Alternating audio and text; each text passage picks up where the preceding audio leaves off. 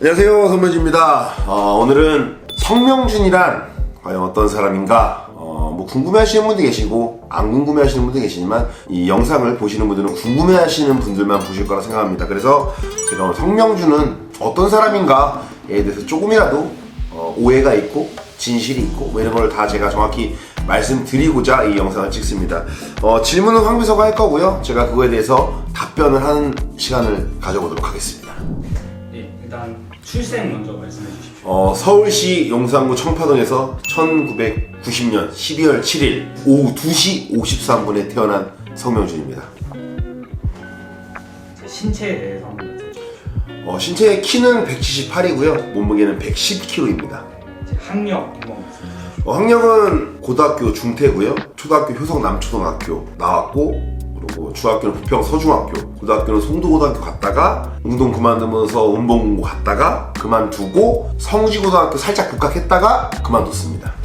MBTI에 대한 MBTI는 ESFJ입니다. 그냥 제 성격이죠. 제가 활발하고 항상 이렇게 좀 텐션 높은 그런 성격인데 ESFJ 정석이라고 보시면 됩니다. 차량에 대해서 한번 말씀해 주십시오. 차량은 나무위키에 보니까 제가 BMW 740D, 롤스로이스 컬리넌에서 G63 이렇게 갔다고 하는데 BMW 740D가 아니고 BMW 730LD 롱바디를 탔었고요. 롤스로이스 컬리넌 갖고 있었고, 벤츠 G63 갖고 있고요. 기아 카니발도 갖고 있고, X7은 없습니다. X7은 제 동업하는 친구의 차량입니다. 다음번에는 개요로 넘어갈 텐데 네. 개요에서는 대한민국의 인터넷 방송인이자 사업가, 전직 조직 폭력배이다 네. 이렇게 나와 있습니다. 사업가도 맞고 전직 조폭도 맞고 그리고 인터넷 방송인도 맞습니다.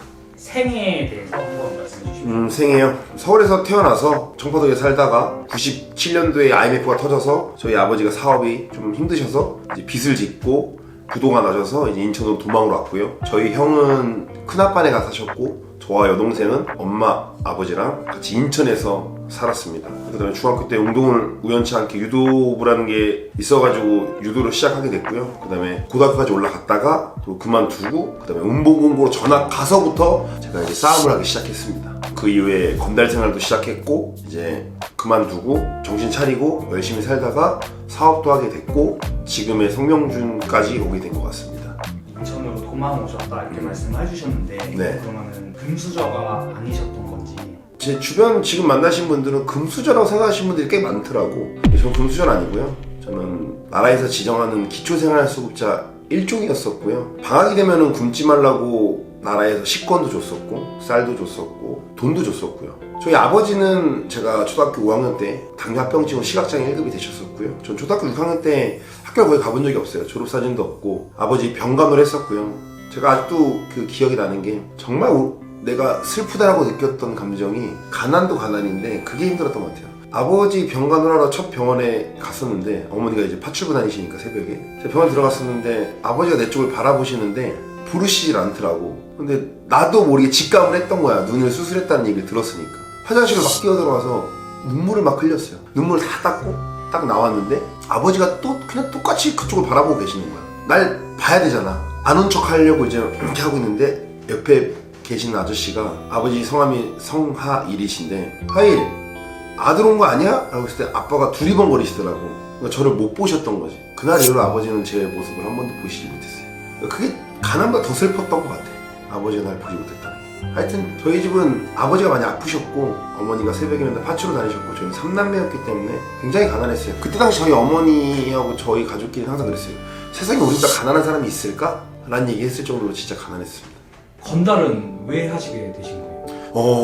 건달을 하게 된 거는 사실 핑계일 수도 있고 저한테 되게 아픈 얘기일 수도 있는데 초등학교 때 이제 아버지가 사업이 부도가 나시고 서울에서 이제 인천으로 도망을 왔을 때 아버지가 한번 건달한테 잡혀갔었어요. 제가 초등학교 1학년이었는데 아직도 기억이 나는 게 친척집에서 아버지가 오기만을 너무 기다렸던 것 같아요. 근데 그때 너무 어린 마음에도 너무 힘들고 뭔가 무서운 마음에 밥도 못 먹고 그랬었는데 아버지가 집에 오셨는데 옷이 다 뜯겨서 오신 거예요. 친척집에 오셨는데. 근데 그때 저는 생각했던 것 같아요. 아, 내가 강하려면은 우리 가족을 지키려면 건달을 해야 되는구나 라는 어렸을 때 그런 철없는 생각을 해서 제가 초등학교 3학년 됐을 때 장래희망을 쓰는 시간이 있었는데 제가 거기다 건달이라고 썼거든요. 선생님한테 엄청 맞았어요. 그때 당시에 폭행이 가능할 때였으니까 초등학교 3학년인데 지금 생각하면 놀랄 일인데 남자 선생님이었는데 진짜 짓밟았어요 저를. 이게 말이 되냐고. 지금 생각해보면 그 선생님이 그때 한마디만 물어봤으면 참 좋았을 것 같은데, 너 왜 이렇게 섰어? 왜 이게 되고 싶은 건데? 라고 질문을 먼저 해주셨으면 참 좋았을 텐데 그냥 먼저 때리셨어요. 그리고 이제 시간이 지나서 이제 운동선수를 하다가 운동을 그만뒀는데 마치 건달 제의가 온 거예요. 근데 10대 때 너무 철없는 마음에, 18살이면 사실 많이 어리잖아요. 그때 건달 하자니까 아, 내가 이 건달을 하면은 내가 강해질 수 있구나, 모두 지킬 수 있구나, 내 주변을. 그런 진짜 헛된 말도 안 되는 그런 철없는 생각에 하게 되었고, 정말 너무나 후회하고 있고 너무나 깊이 반성하고 있고, 그것 때문에 사실 제가 어떤 말을 들어도 어떤 프레임을 씌워도 다 그렇게 보이는 거기 때문에 사실 그거에 대해서 정말 많이 후회하고 반성하고 있습니다. 지금 이 영상을 보시는 분들 중에 그런 저와 같은 경험이 있는 친구들이라면 하지 마세요. 예, 건달은 좋은 게 아니고요. 그리고 건달을 한다고 해서 절대 강해지지 않습니다. 그게 팩트예요.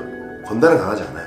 그냥 혼자 스스로 강해지는 게 맞습니다. 건달을 그만두게 된 계기가 있으셨나요? 건달을 그만둔 계기는 아들을 낳고, 그러니까 태어난 날 건달을 그만뒀거든요. 산부인과 있다가 그러니까 애기 엄마한테 나 잠깐 나갔다 올게 하고 저 1년 선배들을 만나러 가서 저는 이제 그만하겠습니다. 근데 이제 아들도 있고 더 이상 이건 하고 싶지 않습니다. 그냥 열심히 살랍니다 라고 얘기하고 모든 선배들한테 전화를 해서 이제 그만하겠습니다 라고 이제 관뒀습니다. 근데 그 선배들이 그때 그러더라고요.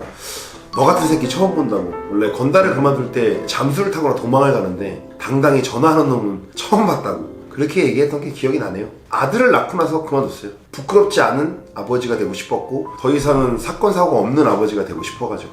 만약에 형님이 18살로 다시 돌아가신다면 같은 선택을 하셨을지.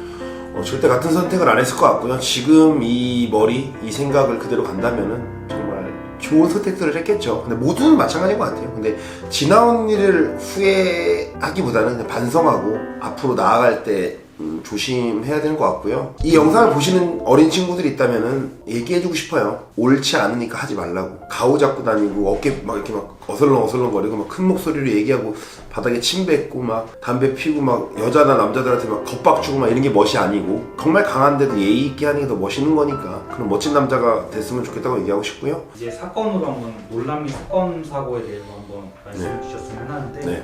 제일 먼저 그 황명준 식물인간이라는 사건 사고가 있는데 이거에 대해 한번 설명해 주십시오. 뭐 결과부터 말씀드리면 그런 적은 없습니다. 그냥 예전에 아프리카 방송에 제가 게스트로 출연한 적이 있는데 그 진행자가 당시 이제 썰이 유행이니까 좀 어그로 좀 끌게 좀 도와달라 해서 좀 과하게 표현 좀 해주고 이런 얘기들을 와전에서 좀 얘기해달라, 우리가 썸네일을 쓰고 싶다 해갖고 그런 얘기를 하는 와중에 그런 얘기가 나왔던 거지, 뭐 식물인간을 만들어본 적 없고요. 그렇게까지 사람을 다치게 본 적 없습니다. 그냥 싸운 게 전부지 사람을 그렇게까지 해한 적 없고요. 제가 식물인간을 만들었거나 그렇게 제가 어떤 사람에게 피해를 드렸다면 언제든지 어떤 뭐 제보라든지 영상에 나오셔서 얘기하셔도 됩니다. 제가 뭐 어렸을 때 싸움을 잘했으니까 누군가 괴롭혔을 것 같고 누군가 맨날 학대했을 것 같고 이런 생각들 많이 하시는 것 같은데 전혀 그런 일 없고요. 그런 분 계시면 나오세요. 네, 제가 어떤 거든 보상하겠습니다. 어떤 거라도.